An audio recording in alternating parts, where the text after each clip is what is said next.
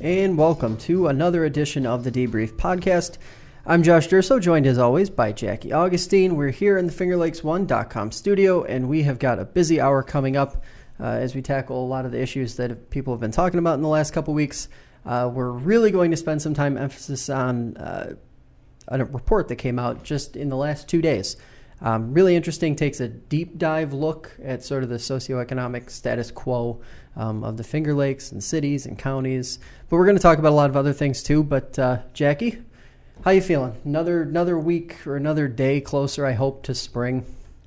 Yeah, we hope. Although I'm wearing a wool sweater and there's snow outside. I had to scrape my car off today. So towards the end of April, I'm looking forward to things getting slightly warmer. And you guys have your big event. Yeah, next Sunday. Next Sunday. Feeling more confident now than you were a week or 2 weeks ago? About the logistics? The weather? Yes. About the weather? No. Anything, it could be anything. We could be plowing. We could be in don't shorts. say that. Don't say that. We don't know. Oh, come on. I don't know. Okay, so first topic we're talking about today, really an interesting report that was released by ACT Rochester, and we were spending a little bit of time before the show came on here just trying to figure out what ACT Rochester stands for, what it is, that kind of thing. Their website's a little ambiguous, not right. Really totally clear. But the report, because it's basically a data collection poll, right? Like it's just a ton of different data from a ton of different sources, all, as far as I can see, completely reputable, legitimate sources, and it just kind of dives into what the different community indicators, as they call them, are. Right. Before we start jumping into the specifics, I'm curious, what were your sort of broad thoughts about the data when you first saw it come out? Were you surprised by anything in particular, or were you just sort of interested in sort of looking at it all? Because this is pretty, in my opinion, pretty rare to see this kind of broad data.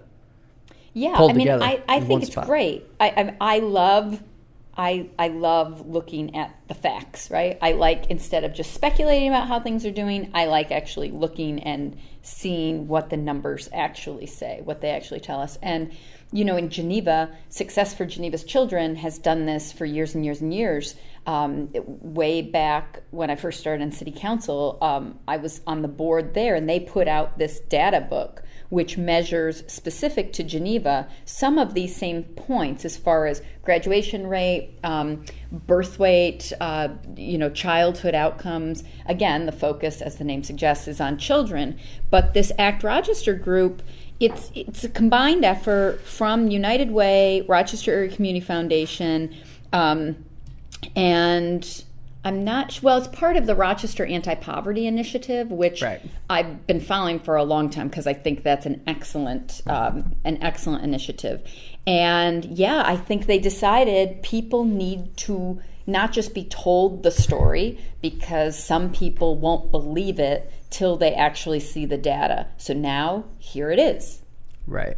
And it's interesting, too, because obviously it broke down cities separate from counties, but it took sort of this look. And I was really interested. We went opposite directions on what data I think caught our eye most. Obviously, there are some really glaring issues across all of the data. Right. But I was really interested in sort of the county report cards, which you can see on the screen right now if you're watching us on YouTube. My first thought was arts, culture, and leisure, the entire region practically, scored what was worse than New York State by 10% or more, which I thought was a very, not what I would have expected, I guess, out of the Finger Lakes, especially with all of the focus on tourism and culture and the arts. It just seemed not quite to align. But I guess it makes sense in terms of the investment that's happening, especially from the state, the focus now on the Finger Lakes and trying to bolster those numbers to maybe get them more in line with the state as a whole. The other really troubling thing I think I saw within the data was that pretty much no matter what category you looked at, across the board, the region was down below or performing worse than the state, but also performing worse than the whole nation. Yeah. Which, yes. I mean, it's troubling enough that we're underperforming to other regions or other places in the state or the state average, but to think that we're also lagging behind the rest of the country when we hear a lot from the governor about leading and being first and this, that, and the other thing, right. It's a little counterintuitive. Well, I watched an interview that the director of the Rochester Anti-Poverty Initiative did. I don't know when he did the interview, but it was attached to a story about this this information that was released yesterday. And in it, he was describing that at one point, one particular neighborhood in Rochester was pointed out as having demographic characteristics, both in terms of economics and housing conditions, that would have qualified it as a third world country. I mean, in terms of like the actual data points. Right. And I think people are really not taking seriously the way in which everybody's life is affected by not addressing these conditions. I think I would love everybody to just feel motivated to do the right thing and want to get in there and turn these numbers around.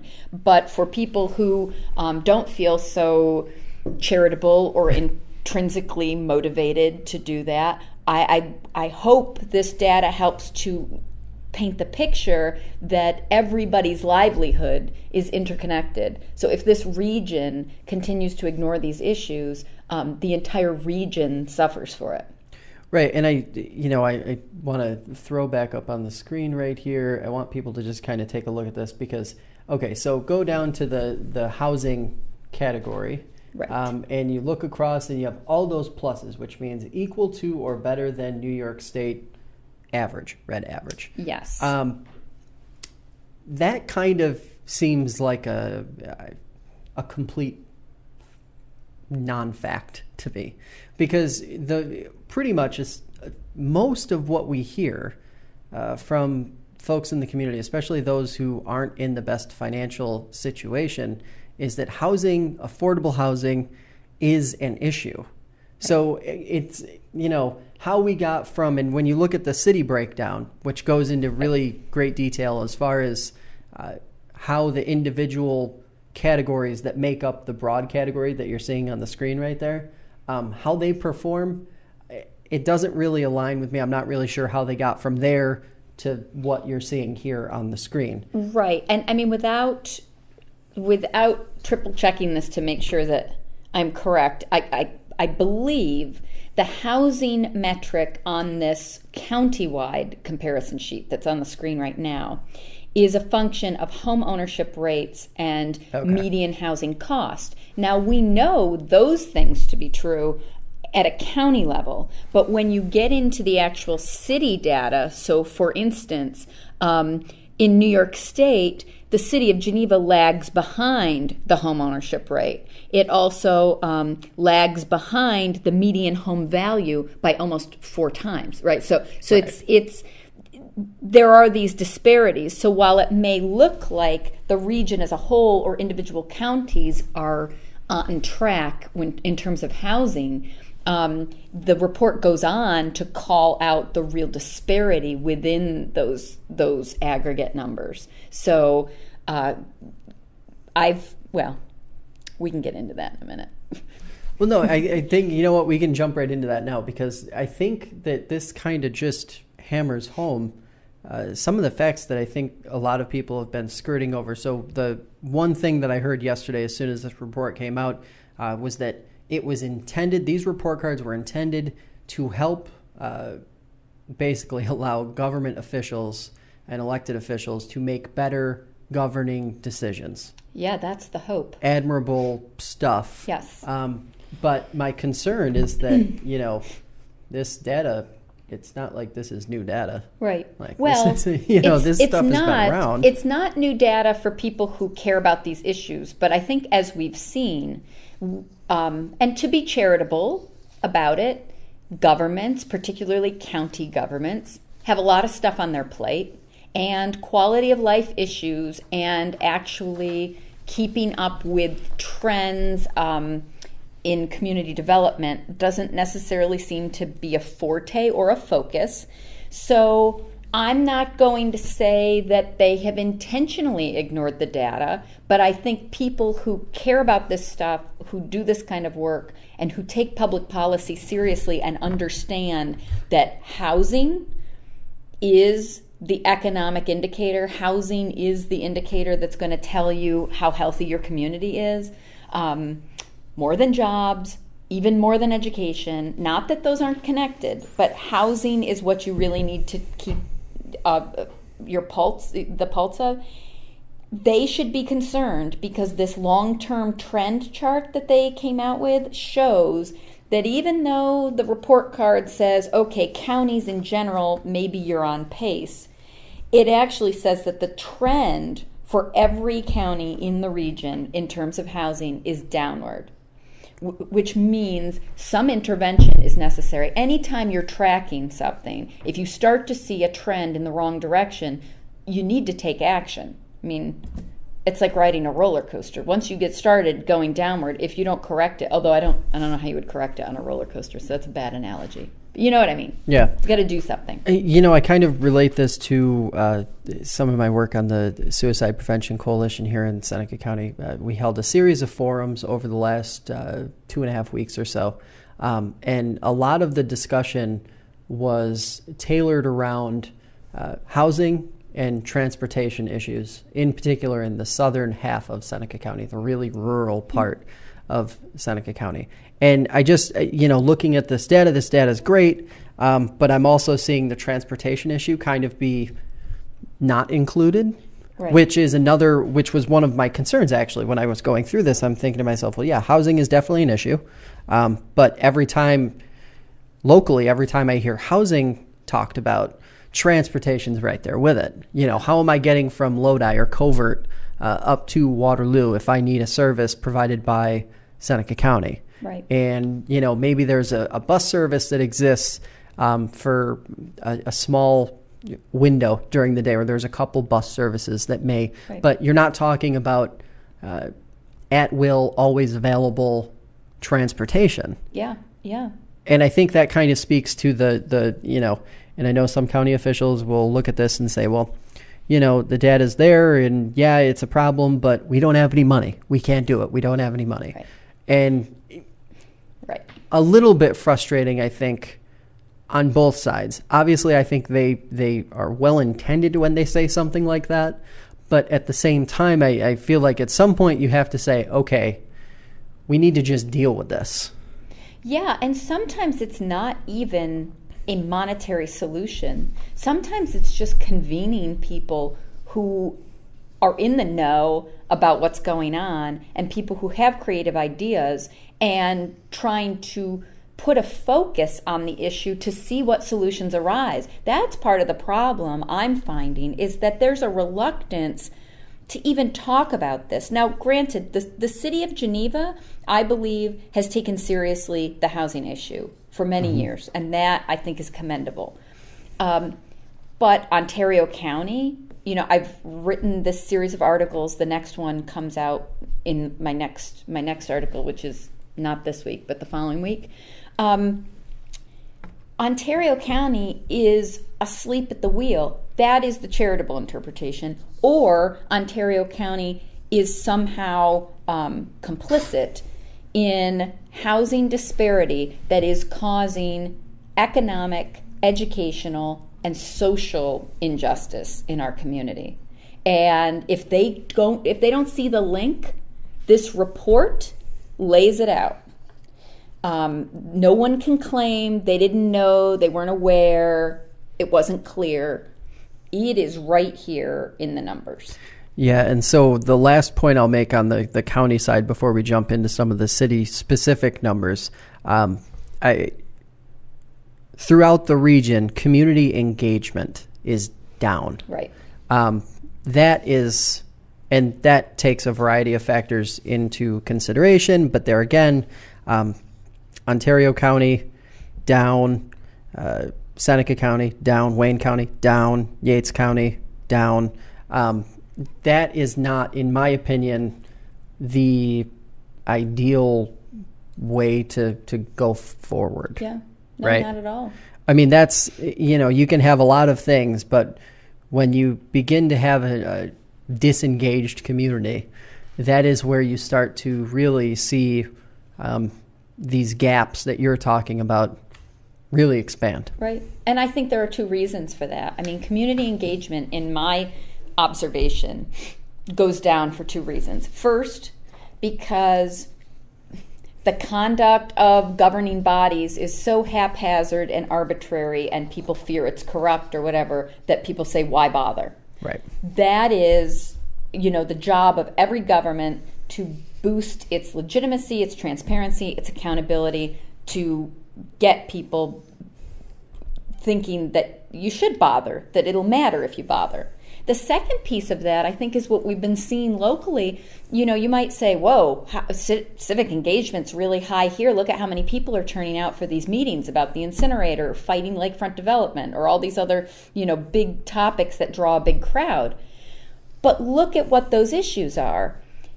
People care about their community, and when they feel that it's threatened, they will come out and say something. Right. But look at how much time these elected bodies are spending entertaining these bad proposals. So, if someone has a bad idea, they can get the full attention of the board, and they can get everybody to come out and tell them why it's a bad idea. But people just living their day-to-day lives in circumstances that are disadvantaging their lives and their children's lives, that's never on the agenda, right? Local governments never say, we are going to have a work session to talk about housing conditions where we actually discuss solutions to this issue. And we're not just going to talk to the people making money in housing. We're not just going to go to the usual suspects. We are actually going to listen to people who advocate for the people in the poor conditions. That is not a focus. The City of Geneva is going to do a talk about economic opportunity, and that's good. It's a good start. But all they're going to do is hear a report about conditions. And in my view, we're talked out about, again, I didn't need this report to know what the problem is, but I'm glad the report is here so that people don't say, oh, that's just your opinion. No, it's not. These are the facts. And if the city wants to convene another meeting to talk about the facts of people's experience, that's great. But people have been living this way for a very long time, and it's just about time people start talking about solutions. Yeah, and I think the other interesting tidbit before we jump into the city numbers, which people can see up on the screen right now, there were changes from, say, the year 2000 to present, but if you look back at historical numbers, some of the numbers haven't changed a whole lot. Right. And when you're talking about a period of, 15, 20 years, 25 years, that's saying something. And I think that's really kind of we're at a tipping point now. Right. Something has to be done. And it's not just in Geneva. It's not just in individual communities. I think a really broad approach needs to be, taken on with this. Right. And maybe the easier solution, we're always talking about shared services and this, that, and the other thing. I think more regional cooperation, intermunicipal cooperation needs to exist to help move the needle on some of these issues. Oh, absolutely. Because it would just be so much easier for multiple municipalities or multiple counties to get in and tackle something like this with a solution, as opposed to one municipality or one county trying to tackle it by themselves. Because the financial strain obviously is real. It's not on the counties, on the municipalities. So that cost to address, I think, does, even if just administratively, needs to be sort of shared across the board. But what were some of the city numbers that stuck out to you? Obviously, there were a few, in my opinion, that were a little, I guess I call them eye-opening. Yeah, Obviously, the child poverty rate is of primary concern, because you think about everybody should want children to have a fair and equitable opportunity to live a great life. And if what we're seeing in Geneva is that 49% of Black children, 46% of Latino children, and 30% of white children are starting off in poverty. And if people aren't sure what counts as poverty, I encourage you to look the numbers up, because I'm sure it would be hard for you to imagine living on the annual income that counts as the poverty rate. And so this is the primary concern in my view. But the solution, the way to shake those numbers out, is to, as you're talking about, regionally address the ways in which poverty gets locked into particular neighborhoods and particular communities. So Geneva and Canandaigua's numbers, poverty numbers, are not the same as Ontario County as a whole. And until Ontario County recognizes that means Geneva and Canandaigua are disproportionately affected by poverty, the children there are disproportionately disadvantaged by conditions of poverty, until that matters to them, it has to be a regional approach. I mean, Geneva and Canandaigua can keep trying to do what they can to make things better within their own borders. But if families working in Farmington have to live in Geneva because they can't afford the housing in Farmington, and then they have a transportation issue, which means they miss a day and now they're fired, or they miss a day and now they've got to find a second job. I mean, people are so out of touch with what it actually is like to be living in poverty and what that struggle means for trying to do things for your kids. Right. So I'm sorry. I get very riled up about it because to me it's just such an injustice, and it's so clear. And this report just shows, like you said, now we are, 15 years out from the first success for Geneva's Children Report. And Geneva, I think, is being honest and taking the issue seriously, but we're not getting any assistance. No one else. It's like a voice in the wilderness. So I think one of the things that I noticed was obviously the eye-opener is the individual ethnic breakdown of what the child poverty and the poverty rates are. But I was even surprised at what the whole numbers were. Mm-hmm. I mean, you're talking about, New York State's average for poverty is 15%, 14% in the region, 22% in Geneva, 33% in Rochester, 16% in Canandaigua. That's including a number, in my opinion, the white category typically drags the rest of the numbers up, typically. But it didn't, it couldn't. And I think that's eye-opening, because it really speaks to, this is obviously a problem that's exacerbated by race, but also at the same time, it's a whole population issue. It's across the board, which is even more frustrating, because it's like the numbers that to me says the numbers clearly haven't changed in the long-term trend. Right. Obviously. So this is something that's been ignored for how long now? Generations. Yeah. Right? I mean, this is clearly not something that was new as of the 2012, 2016 surveys. No, and I mean, this is, the working poor are working more and getting poorer. That is the issue. And the access to opportunities in housing, in education, in, arts and leisure and culture and recreation and all the other things, financial self-sufficiency, that are listed on this other report card, the access is dwindling. By contrast, wealthy white suburbs are seeing off-the-charts success. Right. And that is a problem. It's people who could choose where to live are choosing to replicate a system where opportunity is siloed and disadvantages are collected. And it's until we get mixed income communities, these things are not going to change. I mean, every report shows that children who grow up in poverty are more likely to live in poverty the rest of their lives.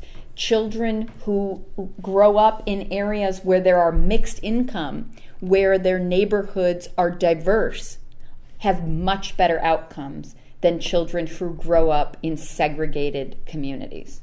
And no one wants to use that word. No one wants to talk about segregation, but that's what this is. And it's not just by race, it's also by income, it's also by opportunity. We are locking kids away in their own neighborhoods. So one of the other items, and I pulled it back up because I thought it was pretty interesting, the home ownership category, the percentage breakdown. So the state average, 54%, the region, 68%. Seneca County, I believe, was specifically around 70-something percent, which I thought was still, when you start to put that number, what I would encourage people to do is start to put that number in perspective. So think about that. So Geneva is sitting at 50%. Right. Think about half of the population effectively not owning a home, and then reconcile that with the fact that there are that many rental units in your community. I think a lot of people, when they see, there's a housing crisis, they're going to think, what do you mean? There's clearly places to rent. But think about the conditions. Where the attractive, nice rental units are in your community. There's a lot of others that are sliding through the cracks. Mm-hmm. And, what is the population in Geneva? Do you know it offhand? Between 13 and 14,000. So we're talking like 7,000 people living in rental units approximately.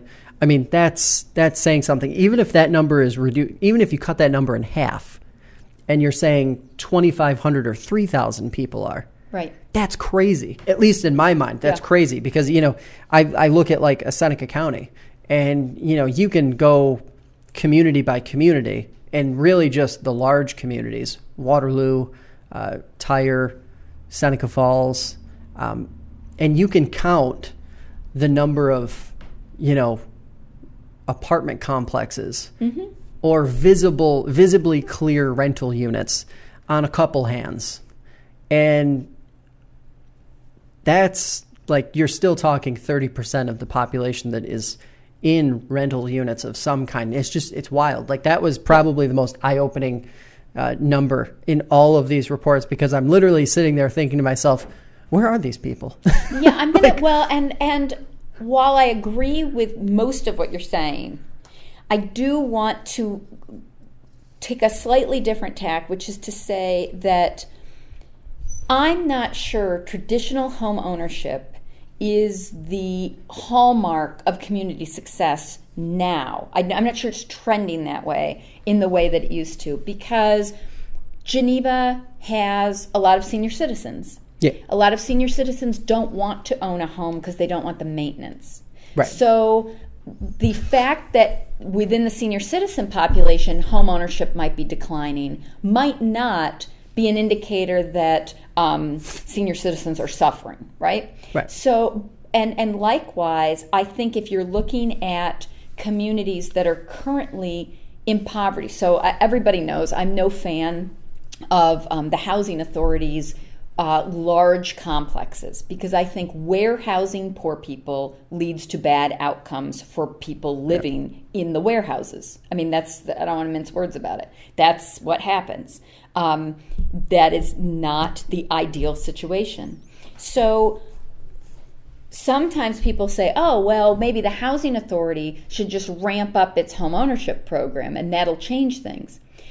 But if you go to a family, let's say, okay, so you've got a single mom with a couple of kids who works a couple of jobs, okay? Welcome to my world. Like, if you go to that mom and you say, well, guess what? We're going to move you into your own house. And now you've got to keep the lawn mowed, the bushes trimmed, you've got to get the trash out and back at the right time. Oh, and it needs to be painted, and you need a new roof, and you've got to shovel all of your sidewalks within a day of it snowing, or we're going to fine you. You have not necessarily increased that family's prospect for getting their kids to outside activities, for doing stuff that is quality of life stuff. So I'm not saying homeownership isn't important, because I think it is, but I think maybe the solution is not just and I'm not saying this is what you were suggesting, but what I've heard in other arenas when people say, oh, well, we'll just create homeownership programs. I think that's too simplistic. I think you have to meet people where they are and say, is there a way to build equity in your life, to move towards financial self-sufficiency that meets you where you are and is more creative than just what we've always done? Right. No, I wasn't going down that road, because I don't think, in terms of the scope is what I was really interested in, because it's like, if you aren't sure that there's a housing problem, or that we have this crisis happening. If I asked you, did you realize that half the population in Geneva was living in a rental situation of some kind? Your answer wouldn't be yes to that, because you wouldn't, I don't think the average person understands that. And I think that's where like this disconnect exists, because I don't even think people are really clear on what the housing market, what the market and makeup looks like. Right. So I think that's, that was where I was going with that, because I think we've talked about this before. Complex problems, nuanced solutions. It's not complicated in that regard. The execution might be complicated, but understanding that you can't just say, okay, here's the solution. This is all of it right here. We're all done now. All right. Good job, everyone. Yep. That's not how it works. Yeah. So, I mean, that's, it's just a really, there were some really eye-opening numbers in there. And that was one that really stuck out to me, because I'm thinking to myself, I personally wasn't even aware of that sort of number difference. And I hadn't really reconciled that in my own brain to sort of process that 20-something or nearly 30% of the people living in Seneca County, when you're talking about a 35,000 person community, is living in a rental situation. That's very strange. That's just one of those eye-opening numbers. Yeah. And not all landlords are bad. Not all rental properties are neglected and uncared for. But in communities where the housing stock is cheaper, which, that's the other thing to notice on here, right? The median, of course, I had my finger on it before and I've lost it. The average housing cost, sorry, I've lost it now. That might be on the longer report. But one of the things is, if you look at the average cost of a house, Geneva's housing stock is far cheaper than many other communities. So what does that lead to? That leads to speculative investors who say, ooh, I can pick up a house there for $15,000. I can put $10,000 into it to pass code, and I can rent it to whomever. Right. And that has a real impact on neighborhoods. And I believe, people should not be treated like commodities in that way. If you want to run a rental housing business, you'd better produce a quality product just like we would expect from any other business. I couldn't open a restaurant and serve substandard food. I couldn't cook with stuff that was expired and just say, well, I got it on discount. Here's what you get. We can't do that. So why is it okay for people, the way people live, their daily experience? So I really do think cities have to get tougher on their housing standards, and they've got to get more creative with the solutions for people. Yeah, obviously, we will have links to all of these reports and photos. We've already got the PDF files up on fingerlakes1.com. We'll drop them in this video window also, so people can jump right in and sort of read along if you're watching or listening after the fact. But there are a couple other topics we're going to touch on more quickly than we touched on that one, obviously. We really wanted to focus and break that one down. So President Vincent is out.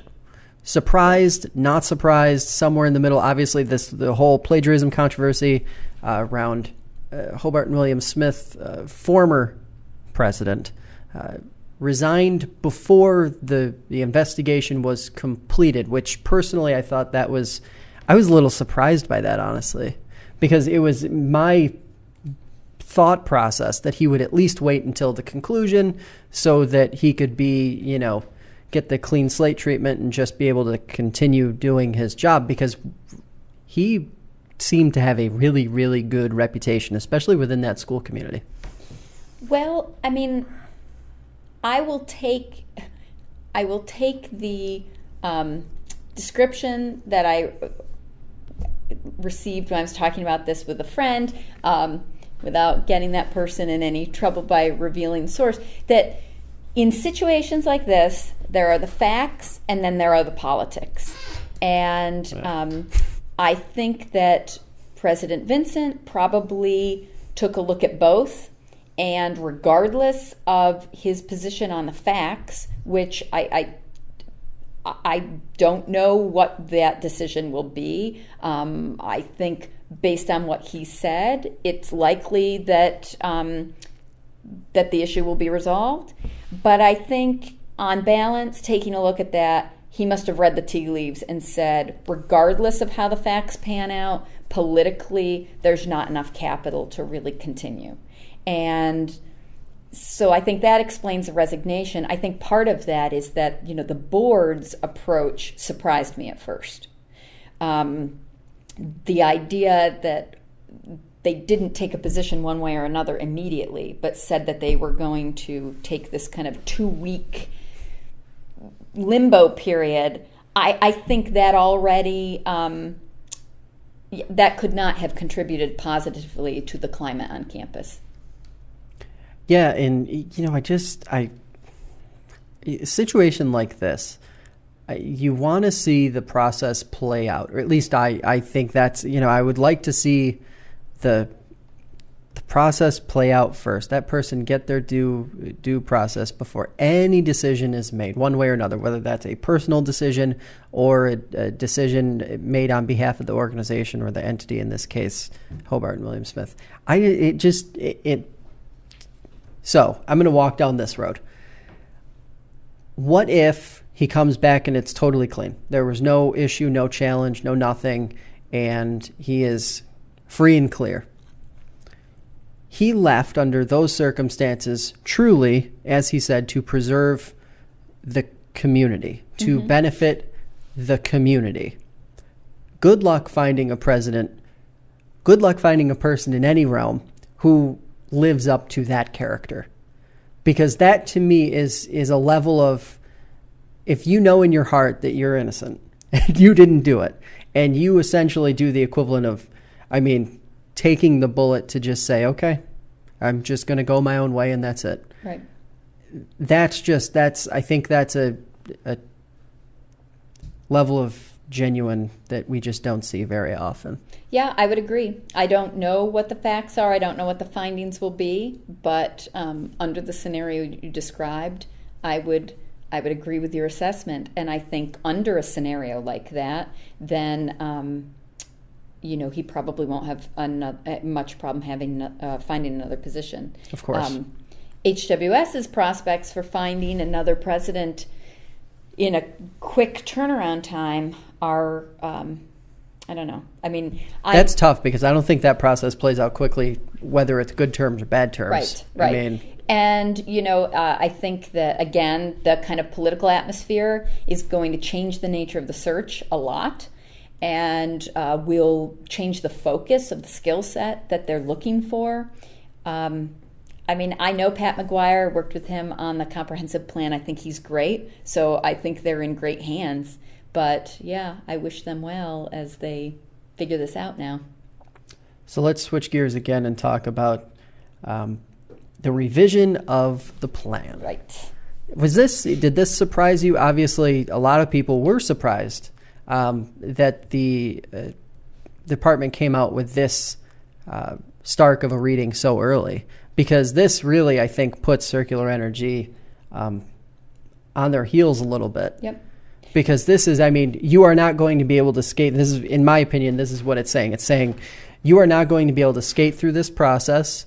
You are going to have to actually make your case, and we are not going to just sort of roll over and play dead. Right. This is real. Yeah, I think, right off the bat, they're challenging the zoning assessment. And I think that's great news, because I do think that the people behind this plan thought they could just pull one over on everybody. And I think the state has finally caught on to this ahead of time, instead of having to play catch up, right? Instead of having to say, wait, you said you were going to do this, now it turned out to be something completely differently. I think the state's starting to learn its lesson and say, wait a second, some of these industries are picking on these Finger Lakes communities that aren't quite sure how to handle these very complex processes yet, because they haven't had the same amount of experience. So I'm glad to see the state actually advocating for the community first. So yeah, that was great. Yeah, and I also thought it was interesting that the wine and tourism industry was not forgotten in this rebuttal of the sorts. It was very clear that circular energy, according to the state, was not clear enough in the way that they would address or try to understand the concerns from that industry. And I'm kind of surprised just seeing these little bits and pieces. And they could have easily just said, sorry, this is too vague, and not been specific in the way that they wanted to see improvement from the plan. But they were literally, they gave specific examples of what they wanted to see more of. And it'll be really interesting from my perspective to see how circular energy now turns around, and it's going to be kind of a dance. Yeah. How far will they go to that end? They aren't going to, I don't think they'll go all the way to the point that the commission wants them to go. I think they'll kind of go maybe 50 to 75% of the way there and see if they will accept it just, out of self-defense. Yeah, I mean, there's got to be some big money behind this railway garbage. Well, I mean, we know there is, but for them to even go back, because the amount of time and effort it's going to take to do this correctly, that's a lot of upfront investment for a project that I don't believe is going to happen, that should not happen. So somebody is, checking the odds and taking a gamble on this. So, follow the money. That's always the best solution. Well, and it's kind of crazy in my mind that you have this really, and every day, it's like more unified than it was the day before. Yeah. A new municipal board or entity or organization is coming to the table saying, whoa, we're against this. Yeah. And it's stunning in a lot of ways. And it will be interesting to see how the state continues to handle this situation. City manager search. The committee met. Yes. How are you feeling? So we've heard. How are you feeling about that? Well, it's interesting. I don't know what more I can say that hasn't already been said over, all the social media buzz and the Geneva Believer blog, which has been doing. I mean, I couldn't believe they got a list of the committee members before we did. Right. And,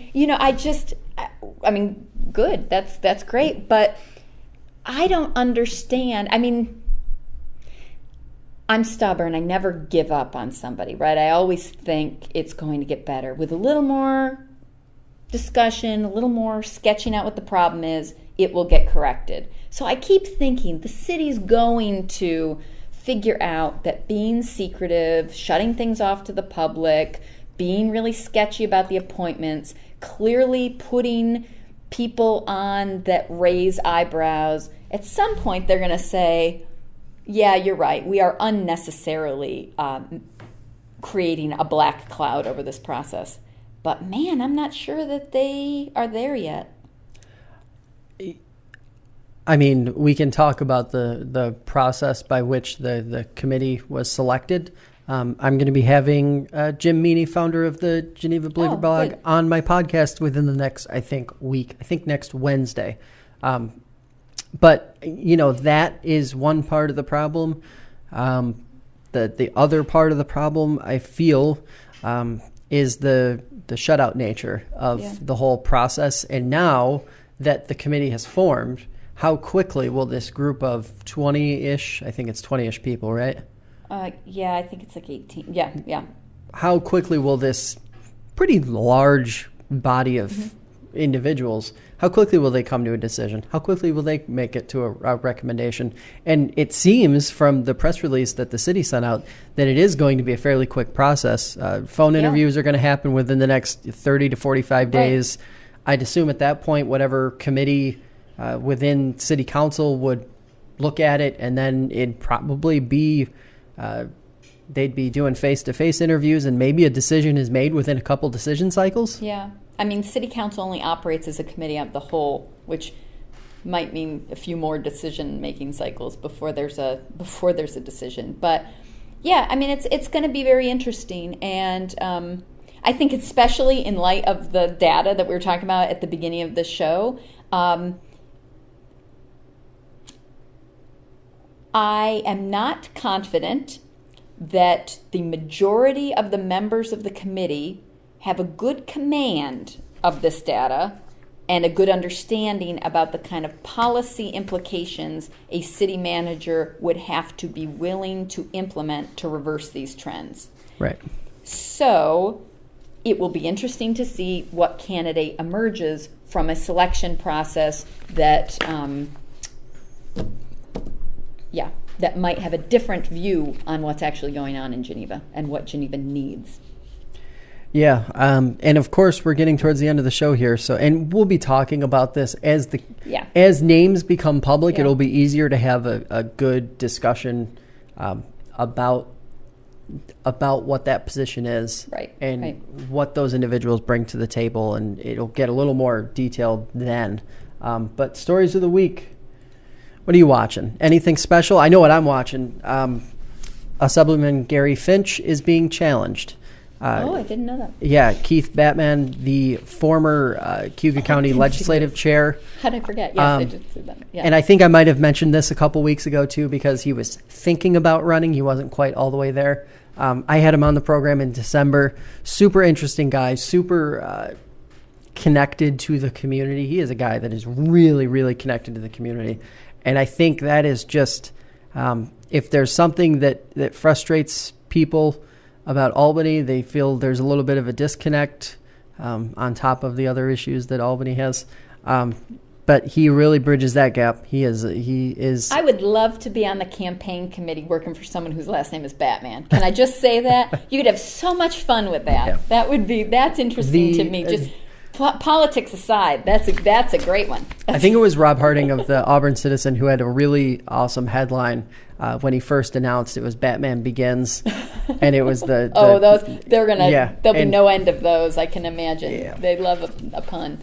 I guess the thing that I was excited about, but it's not a local issue per se, is Senator Duckworth bringing her infant daughter to the floor of the Senate, because it's not so much that she did it that's newsworthy. It's that people were so shocked, and it caused all this discussion because, they had to change the rules to allow an infant because they allow service dogs, but they don't allow children. And so I just thought to myself, man, it's about time that, no offense, the old guard, I'll just call them that, start to understand that moms have a lot to contribute to the political process, and the ability to bring your kid along with you is a benefit. It's a good thing. And as somebody who had 3 kids while on city council, I can tell you, showing up at a meeting with your kids, I always got the feeling that people thought that made me less serious about things. And I thought, they have no idea, because having your kid there with you makes you 100 times more serious about what you're talking about. So I don't know. I thought it was a watershed moment. I'm excited. So I'm looking forward to this whole, series of public meetings and local government changeover where we start seeing more moms of young kids getting in there and bringing their kids along. How about just more women and moms involved in politics, period? Well, regardless of whether they bring their children to work or not. Like, that's just, we could use more of that. Agreed. All right. Well, that is going to do it for this week's show. We didn't take any of your questions. Send them to us. We have a few that we're going to pick up on next time around, so we'll probably have a little longer question session than we did last week or last time around. Obviously, you can drop us a line at debrief@fingerlakes1.com. For Jackie Augustine, I'm Josh Durso. Stay informed, Finger Lakes, and we will catch you next time.